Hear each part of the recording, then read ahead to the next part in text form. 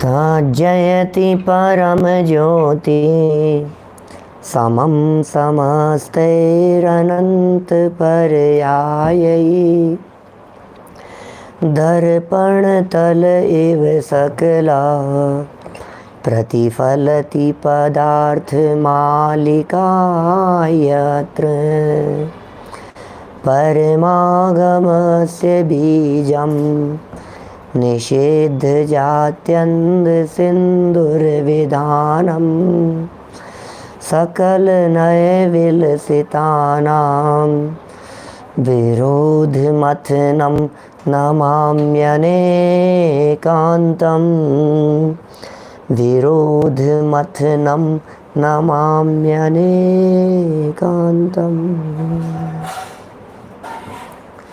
पुरुषार्थ सिद्धि उपाय नामक यह ग्रंथ है आचार्य अमृतचंद्र स्वामी के द्वारा निकला गया अमृत। बहुत सुंदर और मार्मिक चर्चाएं यहाँ चल रही थी और आपको ध्यान होगा कल हम यहाँ उत्तम ब्रह्मचर्य के संदर्भ में चर्चा कर चुके हैं। ब्रह्म माने आत्मा, चर्य माने चरण करना, आत्मा में चरण करना, उसका नाम है ब्रह्मचर्य। आत्मा क्या है और उसमें कैसे चरण किया जाता है। आत्मा में चरण करें सो सच्चा ब्रह्मचर्य है, लेकिन आत्मा को जाने नहीं उसके ब्रह्मचर्य सच्चा होता नहीं। बाहर में स्त्री संपर्क से या पुरुष संपर्क से या परस्पर होने वाले अनुराग से दूर रहने की प्रेरणा यहाँ अमृतचंद्राचार्य देव ने दी और बहुत ज़रूरी है ये। जब तक उसका दृढ़ता से पालन नहीं होगा तब तक ये ब्रह्मचर्य घात करने वाला है, नुकसान पहुंचाने वाला है, परिणाम बिगड़ने वाला है। दूसरा, इसमें हिंसा का दोष द्रव्य और भाव प्रकार से जो कहा है वह भी उसमें शामिल है, गर्भित है। आज तो चर्चा हमें यहाँ करनी है परिग्रह के बारे में। क्या है परिग्रह, सच्चा परिग्रह कैसे कहें। बहुत सुंदर परिभाषा। आप सोचिए यदि अमृतचंद्राचार्य देव नहीं होते ना तो हम इस गहराई में जाकर के परिग्रह के बारे में नहीं सोच पाते। ये जो परिभाषा अमृतचंद्राचार्य ने दी है ये अमृतचंद्राचार्य की देन है इस युग को। परिग्रह के नाम पर धन दौलत वैभव की ही चर्चा करते रहते। परिग्रह के नाम पर यही कहते रहते, धन मत जोड़ो, परिग्रह मत जोड़ो, पैसा मत जोड़ो, जमीन जायदाद नहीं हो। ज़रूरत से ज़्यादा, आवश्यकता से ज़्यादा अनाप शनाप रुपया पैसा धन दौलत वैभव आदि को जोड़ना ये परिग्रह कहलाता है। इतना ही समझते हम और यही समझा था हमने तो आज तक। सच सच बतलाओ, दिल पर हाथ रख करके कहो, यदि आपसे आज हम यह पूछते कि परिग्रह किसका नाम है तो फिर आप क्या जवाब देते या आपके अंतर में क्या आता।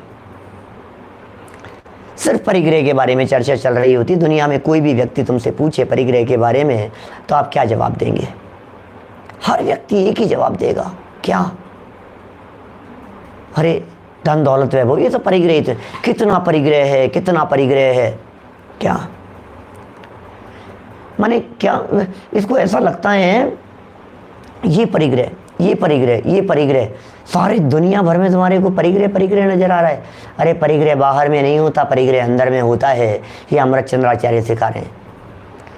यदि आचार्य देव नहीं होते तो हम भी सिर्फ पैसे जोड़ने कोई परिग्रह समझ, क्या करोगे इतना परिग्रह इकट्ठा करके।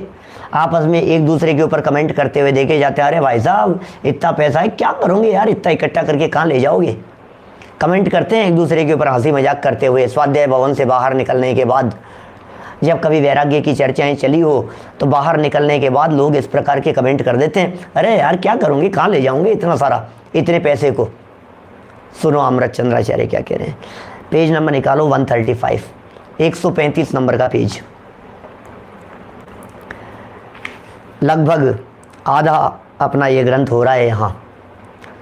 135 नंबर पेज, 111 नंबर का श्लोक, परिग्रह पाप का स्वरूप। या मूर्छा नामेयं विज्ञातव्यं परिग्रहो हेष मोहोदयादुदीर्णो मूर्छा तु ममत्व परिणाम है। गुजराती में 92 पेज नंबर पर है। क्या कहा साहब? मूर्छा तु ममत्व परिणाम है। वाह। पुरानी पुस्तकों में 91 पेज है, गुजराती में अभी क्या बतलाया मैंने वो है, और नई पुस्तकों में 135 नंबर पेज है। कुछ भी हो, श्लोक नंबर तलाशिए आप, तो श्लोक नंबर 111 है। क्या कह रहे हैं? यह जो मूर्छा है इसे ही परिग्रह जानना चाहिए। क्या? ये जो मूर्छा है ना, मूर्छा, अब बहुत सारे लोग कहेंगे मूर्छा क्या चीज़ है, मूर्छा क्या होता है, मूर्छा किसे कहते हैं? मूर्छा जानते हैं आप? मिर्गी का रोग, मिर्गी जैसी आ जाती है, बेहोश पड़ जाता है, मूर्छित हो गया। रामायण महाभारत का जो युद्ध रावण के साथ में हुआ, उसमें हमने जाना कि वो लक्ष्मण जी मूर्छित हो गए। मूर्छा क्या है? मूर्छित हो गए माने मूर्छा, बेहोश, मदहोशी की हालत, बेहोशी की हालत, वो कहलाती है मूर्छा। अब इस मूर्छा को और क्लियर करेंगे यहाँ धर्मचंद जी साहब, अभी इसको और क्लियर करेंगे मूर्छा को। खुद कह रहे हैं अमृतचंद्र स्वामी, यह जो मूर्छा परिग्रह है, यह जो मूर्छा है, इसे ही निश्चय से परिग्रह जानना चाहिए। तू माने और मोहोदयात, मोह के उदय से उदीर्ण उत्पन्न हुआ, ममत्व परिणाम है मूर्छा, ममत्व परिणाम ही मूर्छा है। मैंने पहले तो परिग्रह की परिभाषा बतलाई, मूर्छा परिग्रह कह करके, यहाँ नाम नहीं दिया इस तरह का, यहाँ तो लिखा है मूर्छा, तो सेकंड वर्ड है और सेकंड लास्ट वर्ड है फर्स्ट लाइन का, परिग्रहो, तो मूर्छा नामेयम परिग्रहो, मूर्छा का नाम परिग्रह है, ये बात यहाँ कही। लेकिन जो उमा स्वामी आचार्य है ना, तत्वार सूत्र करने वाले, लिखने वाले, उन्होंने परिग्रह की परिभाषा ही ये बतलाई है, मूर्छा परिग्रह है। उन्होंने मूर्छा को परिग्रह कहते हैं, बस ये उनकी व्याख्या है, ये उनकी परिभाषा है, मूर्छा को कहते हैं परिग्रह। अब यहाँ आचार्य देव कह रहे हैं कि मूर्छा किसका नाम है, ये बताओ। तो इन्होंने स्पष्ट कर दिया, भाई मोह का उदय होता है ना, मोह का उदय, इस मोह के उदय से जो वस्तुओं के प्रति तन्मयता होती है, आसक्ति होती है, अपनापन होता है, उसका नाम मूर्छा है। पर वस्तुओं के प्रति आसक्ति का नाम मूर्छा है, आत्मा में आसक्ति का नाम मूर्छा नहीं है। आत्मा में आसक्ति तो जागृति होती है, आत्मा में आसक्ति को तो जागृति कहते हैं।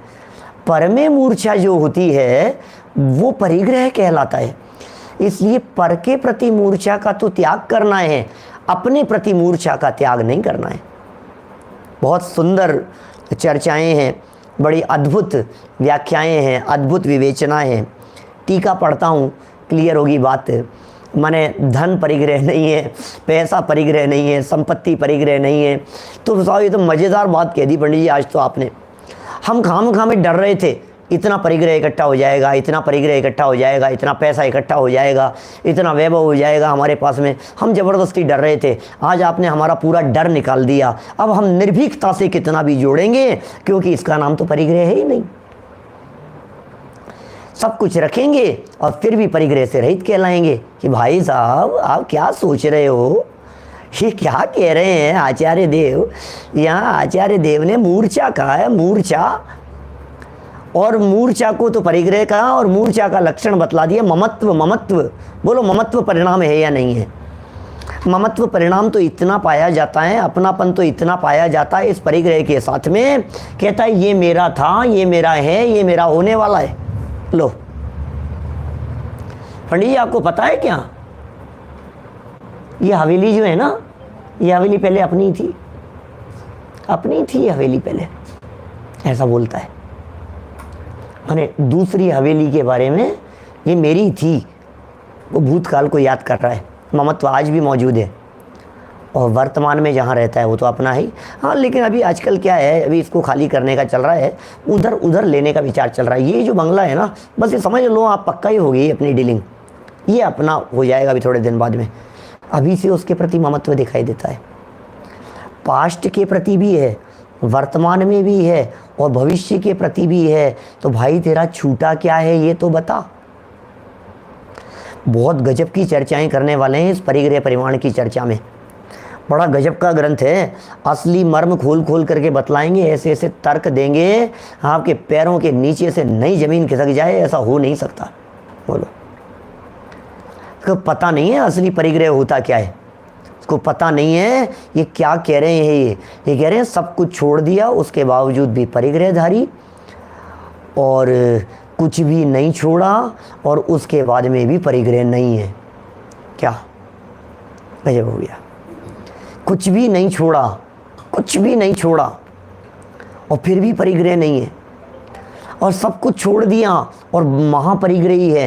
ये सारी चर्चाएं बहुत सूक्ष्म रीति से करने वाले हैं। आप तो एक परिभाषा ध्यान रखिए बस, वो परिभाषा क्या है? ममत्व, अटैचमेंट। डिटैचमेंट होने की कला सीखिए, डिटैच रहिए। जितना डिटैचमेंट रहेगा उतना शांति रहेगी, जितना अटैचमेंट रहेगा उतना दुख रहेगा। ये जैन दर्शन का मार्ग डिटैचमेंट का मार्ग है। अटैच नहीं, चिपकना नहीं, दूर हटो। इसी का नाम तो भेद विज्ञान है। ये जुड़े, इसका नाम अभेद, और ये न्यारे न्यारे हैं, इसका नाम है भेद, और इसकी जानकारी वो है भेद विज्ञान। उसको जानना बस, ये मेरा नहीं है, इतने से जानने में परिग्रह से रहित हो गए आप। अरे दुनिया का कोई पदार्थ आज तक मेरा हुआ नहीं है, दुनिया का कोई पदार्थ मेरा हो सकता नहीं है।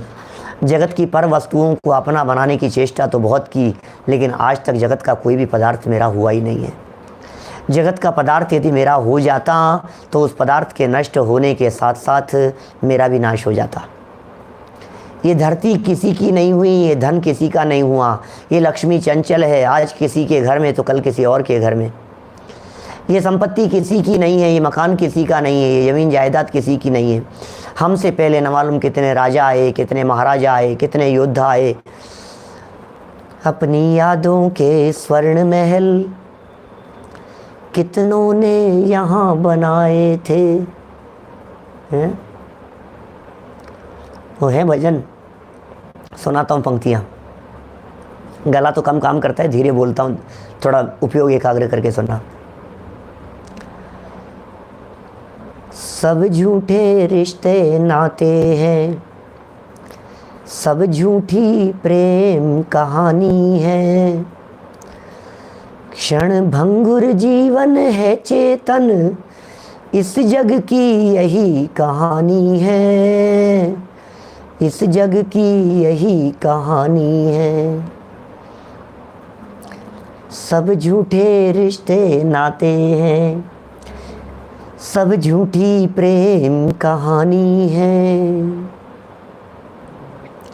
ये तो है मुखड़ा, अंतरा बोलता हूँ। अर्जुन और भीम सदृश योद्धा इस जगती तल पर आए थे। कौन? अर्जुन भीम जैसे बड़े बड़े योद्धा। अर्जुन और भीम सदृश योद्धा इस जगती तल पर आए थे। अपनी यादों के स्वर्ण महल कितनों ने यहाँ बनाए थे। कल जुबा जुबा के किस्से थे, आज एक खंडहर के हिस्से हैं। जग के वैभव का हाल है ये, सब जीते जी के किस्से हैं। जग के वैभव का हाल है ये, सब जीते जी के किस्से हैं। बोलो, ये धरती मेरी है, राजा कहता है मेरी है, मिनिस्टर कहता है मेरी है, मुख्यमंत्री जी कह रहे हैं हमारी है, ये राजस्थान हमारा है, और प्रधानमंत्री जी कह रहे हैं पूरा देश मेरा है। वाह, अब ये ज़मीन किसकी है, ये जायदाद किसकी है, प्रॉपर्टी किसकी है? बोलो, ख्याल में आती है क्या बात आपको? कौन हुआ है इसका मालिक आज तक? हमसे पहले हमारे पिताजी इस ज़मीन को अपना कहते थे, उनसे पहले उनके पिताजी कहते थे, उनसे पहले कोई और कहता था, उनसे पहले कोई और कहता था, उनसे पहले कोई और कहता था। सब अपना अपना कहते कहते चले गए, लेकिन ये ज़मीन आज तक कभी किसी की हुई नहीं है। तो फिर परिग्रह किसी का नहीं हुआ कि नहीं? नहीं, परिग्रह तो कह दिया ना, मूर्छा का नाम परिग्रह भैया। क्या मूर्छा का नाम ही तो परिग्रह है, ममत्व का नाम परिग्रह है। जिसने अपनापन किया उसका परिग्रह है, जिसने अपनापन नहीं किया उसका परिग्रह नहीं है। सीधी सी बात है। जिसने तन्मयता की उसका परिग्रह है और जिसमें तन्मयता नहीं की उसका परिग्रह नहीं है। ये फॉर्मूला है भाई साहब, समझ लो आप। ये है कला जो हमारे को डिटैचमेंट की सीख रही है। चाहे घर में रहें चाहे वन में रहें, जो निज में समाये रहते हैं, सब काम जगत के किया करें, नहीं मोह किसी से करते हैं। बोलो, मोह किसी से नहीं करते हैं, सारे जगत के काम करते हैं। अरे बड़े बड़े राजा महाराजा, चक्रवर्ती जैसे सम्राट, सम्यक दृष्टि हो, भेद विज्ञानी हो, घर में रहते हो, 96,000 रानियों के साथ में रहते हो, 96,000 महलों में रोजाना रहते हो, लेकिन उसके बावजूद भी तन्मयता नहीं है। इसलिए हमसे कम परिग्रही हैं और हम ज़्यादा परिग्रही हैं। ये बात यहाँ मूर्छा के माध्यम से आचार्य देव बतलाना चाहते हैं। क्या देखिए क्या कह रहे हैं यहाँ पर, आगे सुनिए बात, टीका सुनिए।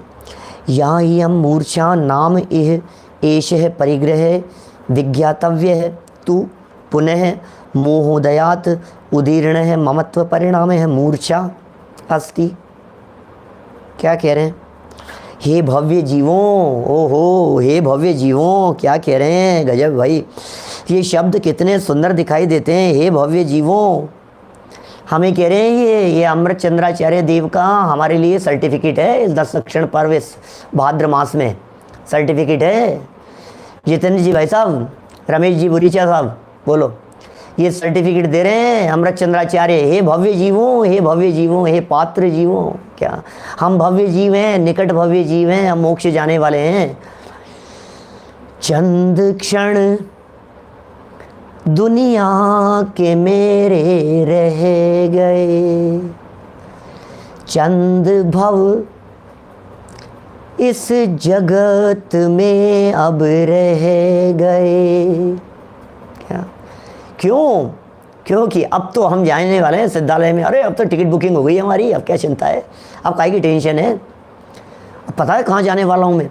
यार दोस्तों से बातें करते हैं ना, 6 महीने से बाहर नहीं जा रहे, फॉरेन नहीं जा पा रहे। मेरी 3 विदेश यात्राएं कैंसिल हो गई। सिंगापुर से लौट करके आया और आती लॉकडाउन हो गया यहाँ।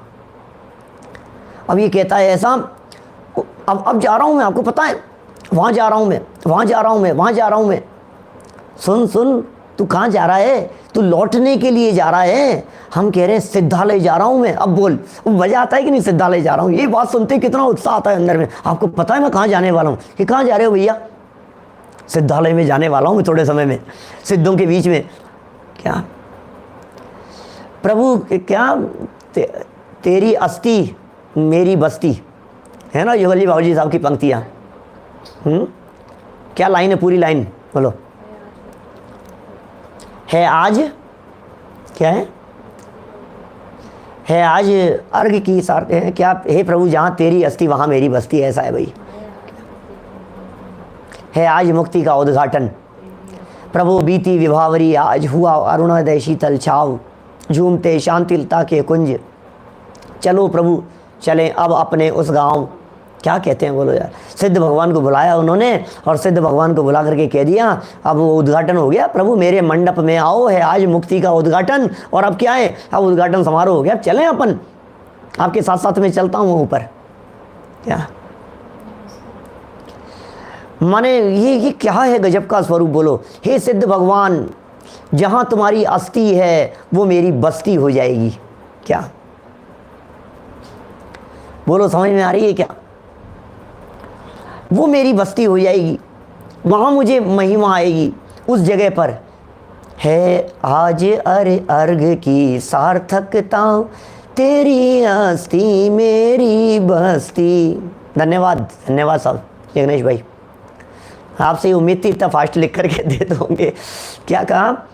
है आज अर्घ की सार्थकता, तेरी अस्थि मेरी बस्ती, जहाँ आपकी अस्थि है वहाँ मेरी बस्ती हो जाएगी प्रभु। ये सार्थकता है। बोलो, इतनी खुशी होनी चाहिए, मैं आने वाला हूँ वहाँ, सिद्धालय में आने वाला हूँ मैं, सिद्ध बनने वाला हूँ मैं। और बाकी ये सब परिग्रह, ये जगत, ये कौन किसका, सब छोड़ छोड़ करके जिसे जाना है, इसे क्या अपना कहें हम। देखिए हे भव्य जीवों, पर भव्य सुनते ही चित्त उछलना चाहिए। जहाँ जिनागम में, जहाँ जिनवाणी में भव्य शब्द एकदम सुनने को मिले, वहाँ आपका मन प्रफुल्लित हो जाना चाहिए। बाबूजी कहते हैं 36 हाथ का सीना हो जाना चाहिए, ऐसी छाती चौड़ी हो जानी चाहिए। मुझे भव्य कह करके पुकारा है। ओहो, तीर्थंकर परमात्माओं की दिव्य ध्वनि में, उनकी वाणी में, ऐसे वीतरागी दिगंबर संतों ने उनकी वाणी का अनुसरण करते हुए मुझे भव्य कह करके पुकारा है। ओहो, मुझ में कुछ पात्रता देखी होगी, इसलिए मुझे भव्य कहा है। ये जिनवाणी की चर्चा पढ़ने वाले, सुनने वाले हैं कितने, मतलब हम कौन हैं बोलो, ये हमें नहीं पता। ये आचार्य देव कह रहे हैं कि तुम भव्य हो। हमारे तो ऐसे प्रश्न होते हैं, पंडित जी मैं अभव्य हुआ तो मेरे क्या, मरे मरे जाए और हैं रोते रोते जाए और मरे की खबर लाए। ऐसी बात है, क्या करता है तू। हम अभव्य हुए तो, अरे हमने सुना है पंडित जी, अभी किसी का प्रश्न था मेरे पास में थोड़े दिन पहले, बोले पंडित जी वो अभव्य भी तो हो सकते हैं ना, क्या करें, इसका कोई लक्षण है क्या, अभव्यों को कैसे पहचानेंगे। हमने सुना है जो अभव्य होते हैं ना वो प्रायोग्य लब्धि तक भी चले जाते हैं। ये तो बहुत कठिन बात हो गई भाई, अभी तो हमारे प्रायोग्य लब्धि का ठिकाना ही नहीं है, और प्रायोग्य लब्धि तक भी पहुंच जाए फिर भी अभव्य हो जाएं। हो भैया बहुत डर लग रहा है हमारे को, तो क्या होगा हमारे। अरे तेरे को आचार्य देव भव्य कह रहे हैं तो चिंता मत कर, ऐसा प्रायोग्य लब्धि, अरे क्या प्रायोग्य लब्धि तक कोई नहीं पहुंचता है अभव्य जीव प्रायोग्य लब्धि तक। डर निकाल दे अपने दिमाग से चेतन भाई, डर निकाल दो, कोई अभव्य नहीं। अभव्य किसे कहते मालूम है, कर्णानुयोग सूक्ष्म से सूक्ष्म बातों को पकड़ता है, और इतनी सूक्ष्म बातों को पकड़ता है कि असंख्यात जीवों में से यदि एक जीव भी प्रायोग्य लब्धि तक पहुंच गया, अभव्य जीव, असंख्यात में कोई एक अभव्य जीव पहुंचता है प्रायोग्य लब्धि तक, तो भी पता है कर्णानुयोग क्या कहता है, अभव्य जा सकता है भैया, जा सकता है। एक जीव, असंख्यात में से कोई एक जीव, सोचो प्रायोग्य लब्धि तक, अभव्य, असंख्यात अभव्य की बात कर रहा हूं मैं। असंख्यात अभव्य जीवों में से कोई एक जीव क्षेयोपशम विशुद्धि देश नौ प्रायोग्य तक पहुंच गया, और सम्यक तो नहीं लेगा क्योंकि वो अभव्य है। तो इसलिए ये भाई कर्णानुयोग तो धर्म कांटा है, इतना बारीकी में जाकर के पकड़ता है। तो कर्णानुयोग ने तो पकड़ लिया। कोई अभव्य जीव जिनवाणी नहीं सुनते हैं, अभव्य जीवों को नहीं सुहाती है जिनवाणी की चर्चा। हम में पात्रता देख करके कह रहे हैं यहाँ पर अमृत चंद्राचार्य देव, उमाकांत जी साहब, हम में पात्रता है, हम भव्य हैं, और भव्य नहीं निकट भव्य हैं हम। एक तरफ तो ये भव्य कह रहे हैं, दूसरी तरफ वो भव्यता का लक्षण, सबकी सुनी हुई बातें, जो पद्मनंदी पंचविंशतिका की जो पंक्तियाँ हैं जिसमें स्पष्ट शब्दों में कह दिया उन्होंने, तत्प्रति प्रीति चित्ते न ये न वार्तापि ही श्रुता निश्चितम से भवित भव्यो भावी निर्वाण भाजनम। भावी निर्वाण भाजनम, निर्वाण भाजनम भी बड़ा गजब का शब्द दिया उन्होंने। निर्वाण के पात्र हैं हम सब, अरे सिद्ध बनने वाले हैं। ओहो मैं किससे दुश्मनी करूं, ओहो मैं किससे शत्रुता रखूं, ओहो भैया क्या ये मेरी पत्नी, ये बच्चे, ये सब सिद्धालय में जाने वाले हैं। हम लोग, सब लोग, हमारे पूरी की पूरी टोली, हम सब सारे मुमुक्षु, सब साधर्मी, सब सिद्धालय में जाने वाले हैं। हम किससे बैर करें, हम किससे दुश्मनी करें, हम किससे नाराजगी व्यक्त करें, सब सिद्धालय में बैठ करके आनंद सुख का उपभोग करने वाले हैं। क्या धन के लिए, क्या पैसे के लिए, क्या प्रॉपर्टी के लिए, ये परिग्रह की बात कर रहा हूं मैं। धन, पैसा, प्रॉपर्टी, धिक्कार है इस प्रॉपर्टी को, धिक्कार है इस संपत्ति को, जिस संपत्ति की वजह से हमारा मनमुटाव होता है। धिक्कार है इस प्रॉपर्टी को जो भाइयों के अंदर झगड़े करा देती है। धिक्कार है, हमें नहीं चाहिए ऐसी प्रॉपर्टी। हम तो दोनों भाई सिद्धालय में जाकर के विराजमान होने वाले हैं। इस प्रॉपर्टी को कौन भोगेगा, भोगने वाले भोगते रहेंगे। हम सिद्धालय में जाकर के आत्मा के अतीन्द्रिय सुख का उपभोग करेंगे, आनंद सुख का उपभोग करेंगे। भैया हम कुछ अलग जीव हैं क्या, हमारी दशा कुछ और है, हम कहीं अलग और अलग जाने वाले हैं। हमारे रास्ते और हैं, हमारी मंजिलें कुछ और है। हम अनंत काल तक ऐसी जगह पर विराजमान होने वाले हैं जहाँ महावीर भगवान बैठेंगे।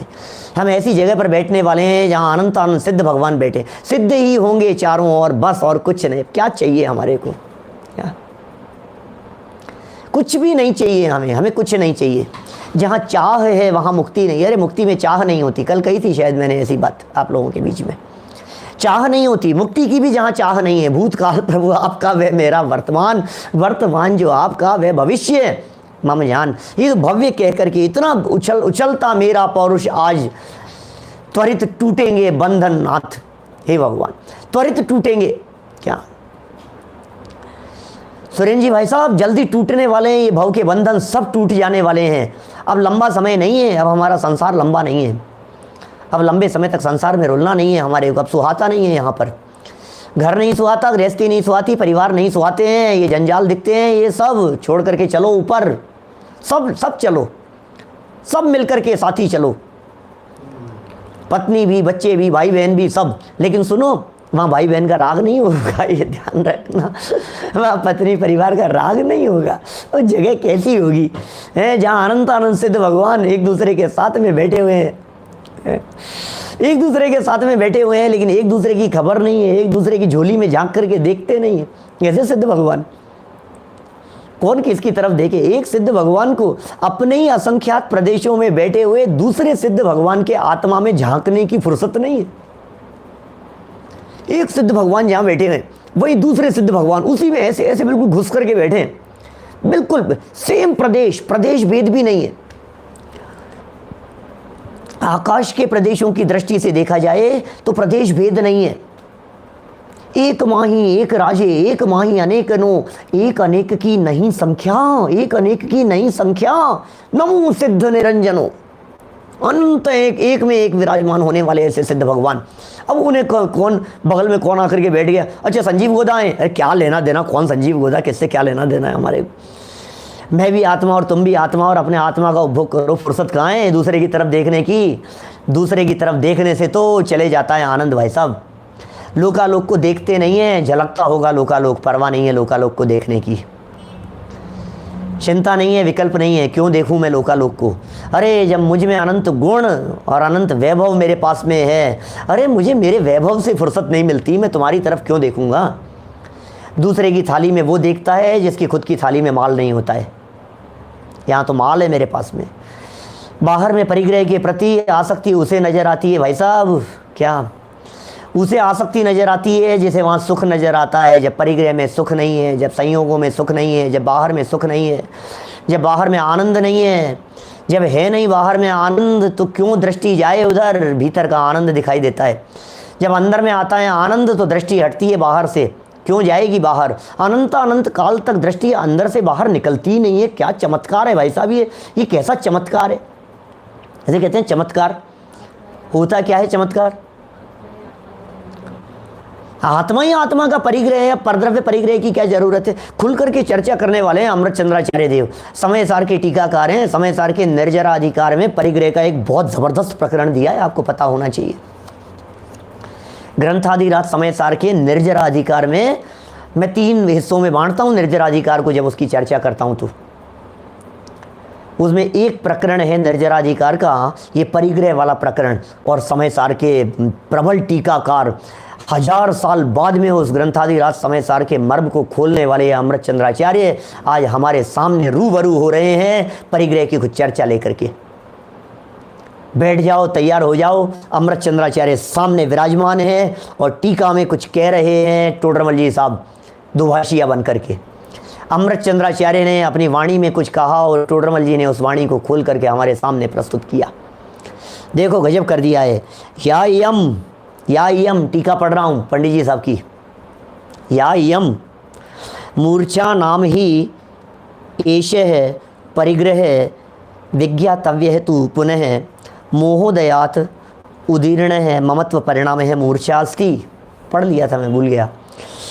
हे भव्य जीवों, इस मूर्छा को ही निश्चय से परिग्रह जानो, इसी को परिग्रह जानो।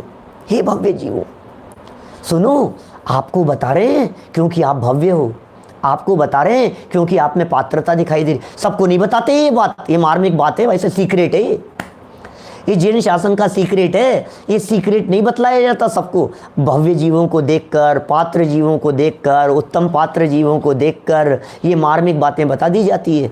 गलत व्यक्तियों को बतला दो तो अजीर्ण हो जाएगा। कौन सुने ऐसी बातें। कोई नहीं सुनता है। क्या ये जो बातें कह रहे हैं, ये बातें आज आप जो परिग्रह में आकंठ डूबे हुए हैं, मोह आसक्ति और ममत्व जिनके यहाँ कंठ तक भरा हुआ है लबालब, आप उनको ये बातें समझाओ, उनकी कौन समझ में आएगा। ये धर्म की चर्चाएं निठल्ले लोगों का काम है, फालतू लोगों का काम है। तुम लोग बैठ गए पता नहीं कहाँ से सब लोग। मैं तो सोच रहा था लॉकडाउन के अंदर मुझे सुनने के लिए कौन आएगा, मैं देखता हूँ तो सब इतने लोग बैठे हुए दिखाई देते हैं। कहाँ से, क्यों, कैसे सुन रहे हैं ये सब हजारों लोग जो सुनते हैं, ये क्या कर रहे हैं, ये कहाँ से। देखो भाई, भव्य जीव, पात्र जीव पूरे दुनिया भर से छट करके इकट्ठे होकर के आ गए ना, हम लोग एकत्रित हो गए ना एक ही जगह पर।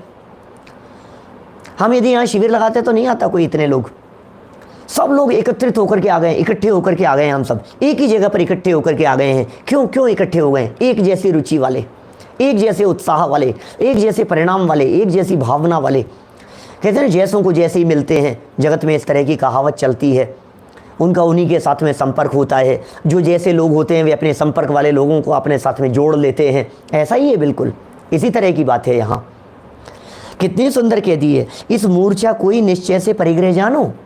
मूर्छा को कि साहब बहुत परिग्रही है, मूर्छित हो गया है, बहुत परिग्रही है, बेहोश पड़ा है, अरे इसकी मूर्छा कैसे दूर होगी, इसे सुंघाओ, इसको संजीवनी बूटी।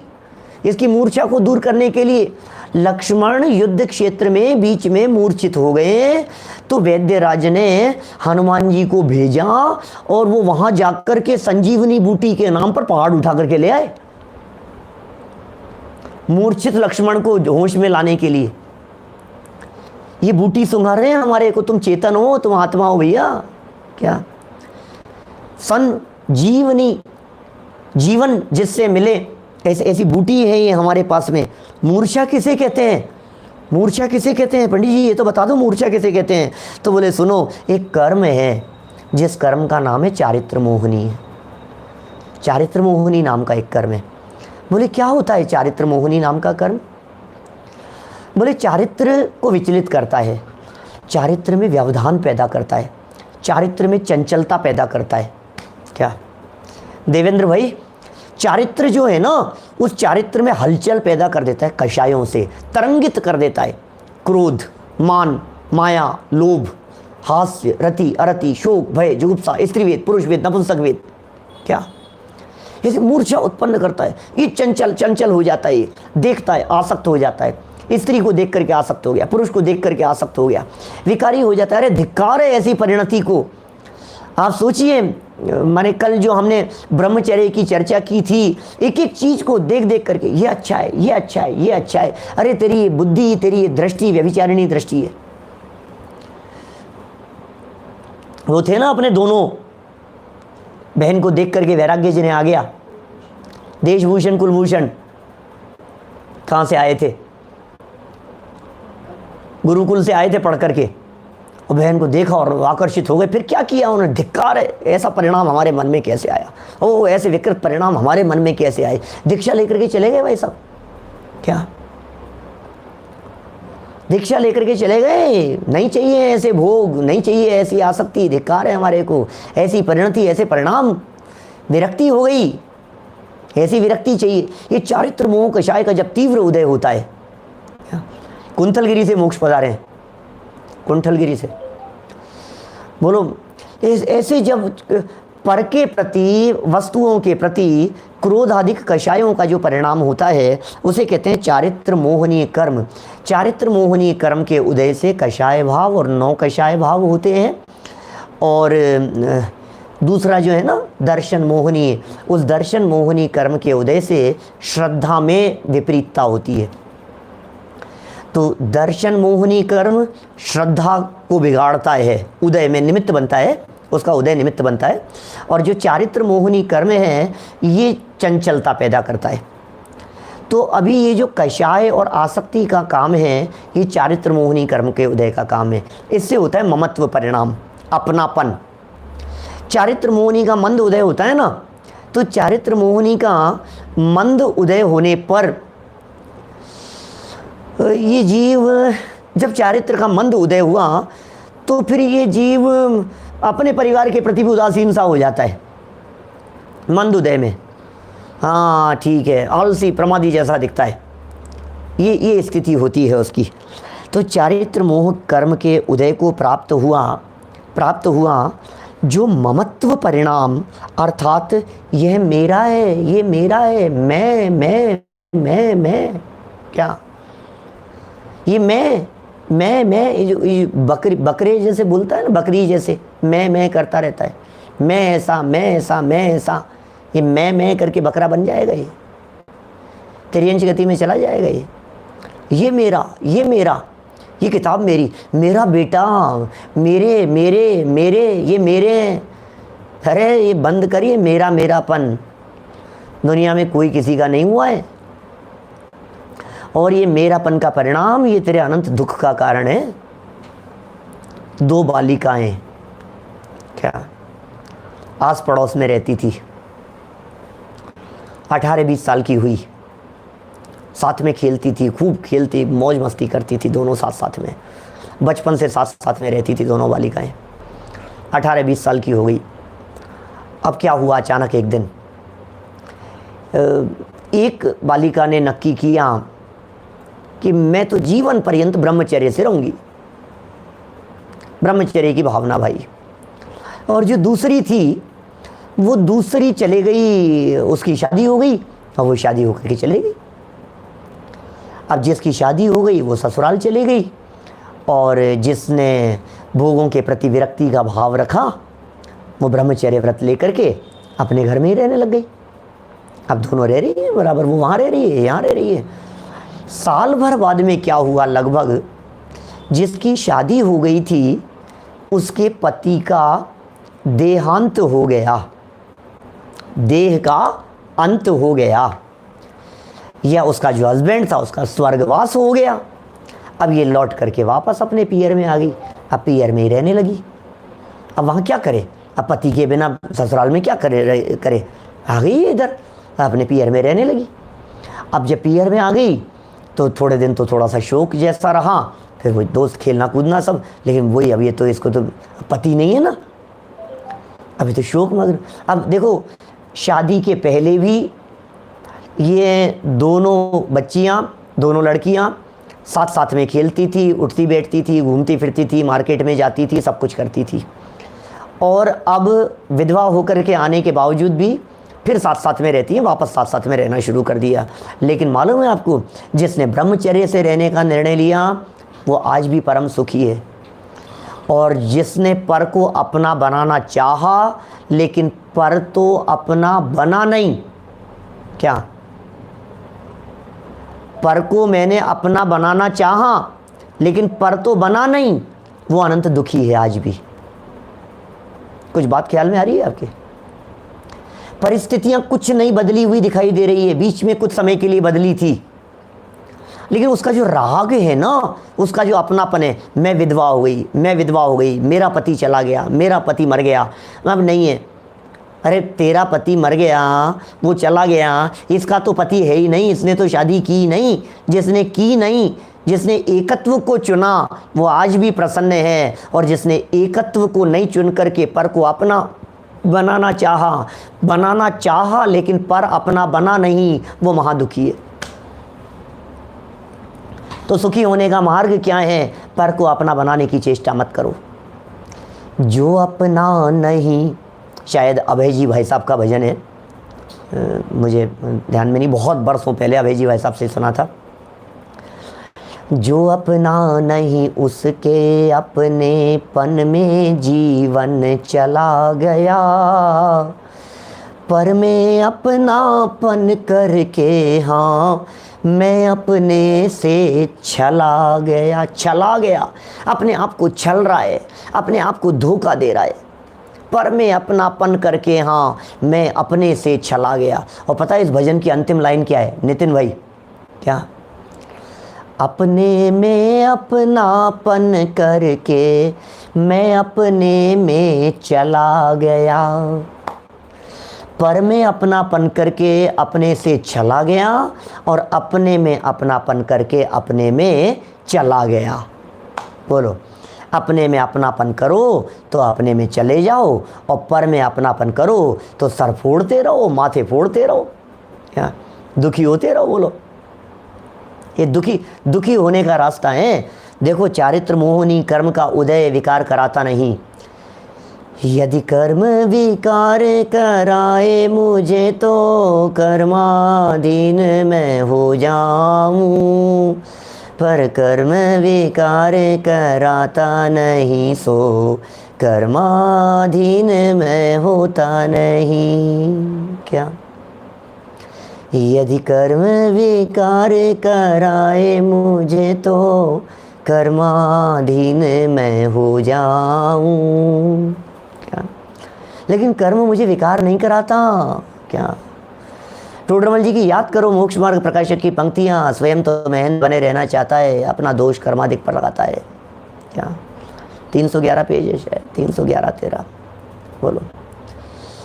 स्वयं तो मेहनत बने रहना चाहता है, अपना दोष कर्माधिक पर लगाता है। मैं क्या करूं? कर्म का उदय। मैं क्या करूं? कर्म का उदय।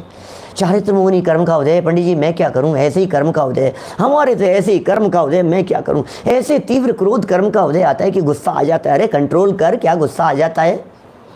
मेरे तो चारित्र मोहनी कर्म का उदय है, इसलिए गुस्सा आ जाता है। मैं क्या करूं? स्वयं तो मेहनत बने रहना चाहता है, दोष कर्म के ऊपर लगा रहा है। जैन दर्शन में, जैन मत विषय इस प्रकार की अनीति नहीं चलेगी। किसको धोखा दे रहा है, किसको बेवकूफ़ बना रहा है? ये बेवकूफ़ बनाने का काम नहीं है। संभाल अपने आप को, चारित्र मोहनी कर्म के उदय को संभाल, कषायों को संभाल, घमंड को हावी मत होने दे अपने आप के ऊपर, चढ़ने मत दे। तेरे जैसे सैकड़ों आए हैं यहाँ और चले गए हैं। समझता क्या है अपने आप को? बहुत बड़ा विद्वान हो गया हूँ। कौन किसको किसकी बात कर रहा है? बहुत बड़ा पैसे वाला हो गया हूँ मैं, बहुत प्रॉपर्टी है मेरी, आपको पता है? सुन, अरे आपको पता है कितने लोग मेरे निर्देशन में चलते हैं? आपको पता है मेरी एक आवाज़ के ऊपर इतने लोग झूमते हैं? आपको पता है? अरे क्या पता है? सब पता है हमारे को। 5660 आ चुके हैं यहाँ, हज़ारों लाखों आए न मालूम इस धरती तल पर। अभी तो सुनाया था मैंने आपको।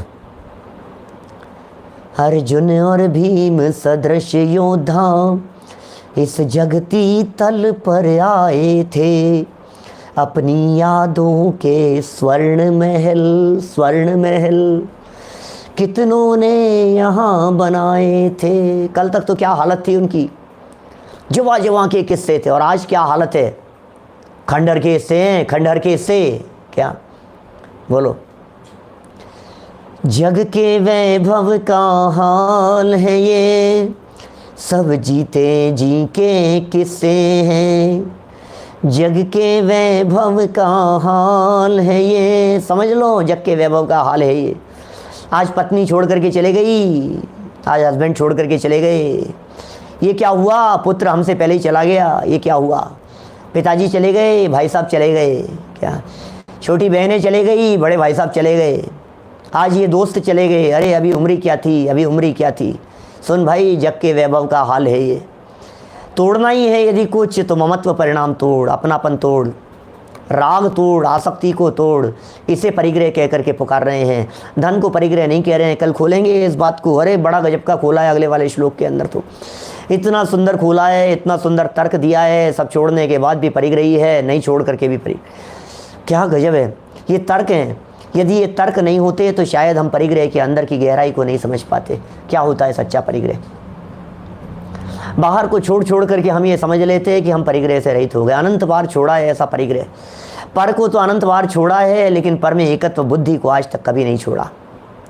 और पर को तू क्या छोड़ेगा? हम क्या छोड़ेंगे? आप क्या छोड़ेंगे भाई साहब परिग्रह को? एक समय ऐसा आएगा, एक काल रूपी काल मृत्यु, मौत, काल रूपी एक लुटेरा ऐसा आएगा जो सब कुछ एक झटके से लूट करके ले जाएगा। बोलो। छोड़ देंगे, हाँ हमने छोड़ा, छोड़। तुम क्या छोड़ोगे? छूट जाएगा सब झटके से। टिकाते टिकाते भी नहीं टिकेगा, बचाते बचाते भी नहीं टिकेगा, रुकेगा नहीं।